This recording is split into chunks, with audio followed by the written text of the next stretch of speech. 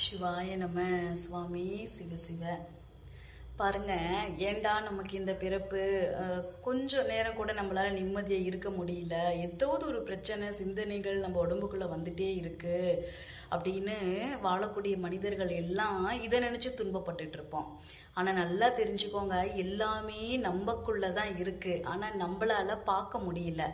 நம்ம உடம்புக்குள்ள இருக்கக்கூடிய, அதாவது இந்த கண்ணை வச்சு உலகத்தையே பார்க்கிறோம். ஆனா நம்ம உடம்புக்குள்ள இருக்கக்கூடிய சரிடா, நம்ம உடம்புக்குள்ள இருக்கக்கூடிய இருதயத்திலேயோ உள்ளுக்குள்ள கொடுக்கப்பட்ட நம்மளுடைய உறுப்பு மண்டலங்கள், அதாவது கல்லீரல், பெருங்குடல், சிறுகுடல், இப்படி சொல்லக்கூடிய மறைக்கப்பட்ட உள்ளுக்குள்ள எதையாவது நம்மளால பார்க்க முடியுதா?